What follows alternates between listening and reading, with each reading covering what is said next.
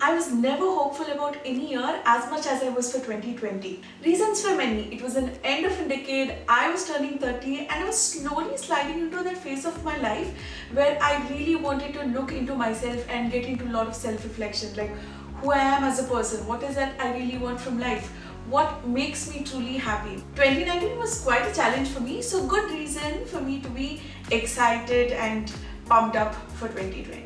While it was an unfortunate year for humanity as a whole, on a personal front, it was quite a good year for me. Yeah, in fact, it wasn't a bad year at all. It was a good year for me. Please don't judge me for saying this. It's just that I finally started exploring and experimenting myself to consciously put me out of my comfort zone. And guess what? I have never been happier.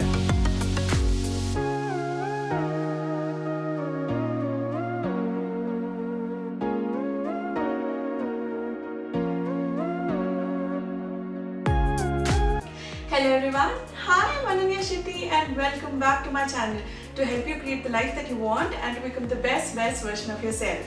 Today we are going to talk about year-end review for 2020. When I sat down to do the year-end review, I wanted to have a look at all the things that happened in the year, and honestly it was very difficult to remember all the stuffs in your mind. There is one practice I religiously followed every single month, and that was journaling. I made my personalized calendar, I made my monthly planning, I made my monthly review. So all I had to do is just go back and look at all the respective books and I'm all set to do the year-end review. To make the experience a lot more easy, interesting and handy, I have created a editable and downloadable PDF where I have provided you with step-by-step guidelines to make the most of the experience. So let's get started. Theme for 2020. This year was a huge learning curve for me. I realized I am a very good student. I had enrolled myself for a lot of courses, coaching programs and also read a couple of books. Well, I have a confession to make. I always thought, and probably part of it is also true, that I'm terrible with technology. I am more of a creative person, so I always like somebody to do it for me, or I expect people to help me, or then otherwise if I'm doing it myself, I always struggle. So this is one area that I have pushed myself really hard to work on, getting things done myself, be it working on my website, or be it ebooks, or be it anything for that matter. So it's not like I don't struggle anymore, I do, but then I do it anyway, I try and figure out a way around it to get things done. So the next step is to look at the wins of 2020. I managed to finish a lot of pending assignments. I did my rebranding on my YouTube channel, worked on personal branding, content creation. I also worked on networking. I finally am surrounded myself with like-minded people who are equally enthusiastic and high-spirited towards their career and life as a whole. Like I said, I've enrolled myself to a couple of courses and coaching program, which has actually enhanced and widened my sphere, and it has enhanced my learning curve tremendously. I now don't hesitate to teach myself stuff. Even when I fear, I am lethargic, I somehow push myself and get things done. I can call myself a founder of Mirosome, making you awesome. One-stop solution to create an image that absolutely works for you. Finally, I have found a way to serve people, give it back to the society, and I'm super pumped up about it. When we look at the wins, it's equally important you look at what worked to get these desired results. These are the things you need to repeat to get more wins for 2021. What worked for me is probably the willingness to get out of comfort zone, to choose effort over excuses, and that really paid off. Every step I took forward, I was fearful, but then I did it anyway. My personality is a little compulsive perfectionist. I look for perfection all the time, but this year especially, I chose progress over perfection. I took baby steps towards breaking my own barriers, and probably making each day count has taken me a long way.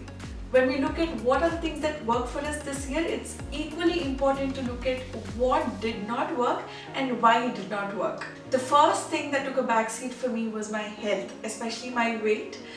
Towards the mid-year, I had lost a couple of weight, but by the end of the year, I have gained all of it and more because I had too much on my plate, and my health obviously took the backseat. The second thing that really didn't work for me was my sleep. On and off, sleepless night has become my new routine. Couple of sleepless nights every single month was almost like mandatory for me. During the day, I have a toddler to take care, and the only time which is absolutely comfortable for me, for example, to shoot this video, I'm doing it sitting late in the night because that is the time when he goes to bed and I absolutely have all the time for myself. So this is one of the major reasons for my sleepless nights. Third thing is I still have a lot of things pending from my goal that I've set in the beginning of the year, and the reason is probably I haven't been able to prioritize it right. Secondly, I've conveniently procrastinated, probably not procrastinated for the sake of it, but I would like to believe that I have fed myself with all the limiting beliefs like I do not have enough time in the world, there's a lot in my plate, I have a toddler to take care and I cannot do it, and things like these are the things that I have fed myself enough to a point that I started believing it to be true. And in the process, I've used this as a solid excuse and let go of a lot of opportunities and projects. Fourth is underestimating my abilities. This one was absolutely a self-discovery for me. We all want to do a lot of things in life and we are not able to do it.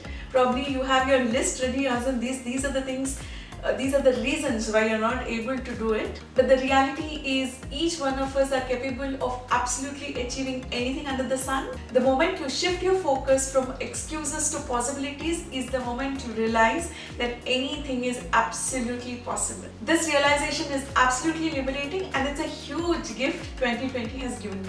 Let's move on to lessons learned in 2020. While you can have your list of lessons learned in 2020, I would like to take you through one of a major life lesson that I learned, and it is letting go of limiting beliefs. Drop the preconceived notion about what you can do and can't. We judge ourselves and always make statements. There are two reasons I believe why you shouldn't be doing this. First, we don't realize the kind of damage it does to our subconscious mind. Thoughts become things, remember? Secondly, you're restricting yourself from exploring a lot more interesting stuff just because you think you're not good enough. One such statement is, I am not a book person, it's not for me. How do you know? Have you ever tried? You cannot compare your academic reading to the amazing books you have in every genre possible. You might end up loving something, you never know. So please give yourself a chance even before you shut the doors. If I have to pick one example from my life personally, I am not a techie geek. This is what I have been telling myself from years now. I carelessly flaunted that I am terrible at it. However, in today's date, I spend every day creating posts and infographics on Canva. I created my own freebie. I shoot and edit my own videos. I also created logo for myself and created a website for Mirosum, which is huge for me. I never thought I could do it.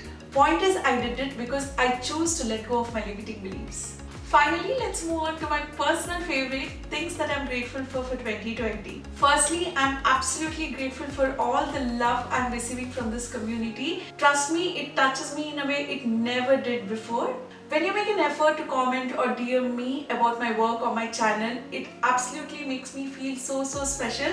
Trust me, it means the world to me and I cannot really thank you enough, so thank you so much. Secondly, I have an amazing support system of family and friends. I always know that I have people to fall back on, and this feeling is absolutely reassuring. And finally, the fact that I have a roof over my head, food on my table, and all my basic necessary meds, it gives me enough reason to be grateful for every single morning. So this was my year-end review for 2020. Do not forget to download the PDF. I have specially made it for you. No matter how the year 2020 has gone by for you, the year is ending, it's an end of a decade. Let's give it a closure it deserves and bid goodbye. I share the relevant videos here. Do not forget to check them out. I hope you enjoy watching this video. Share your thoughts in the comment section below. I would love to have a look at them. See you in the next video. Until then, take care.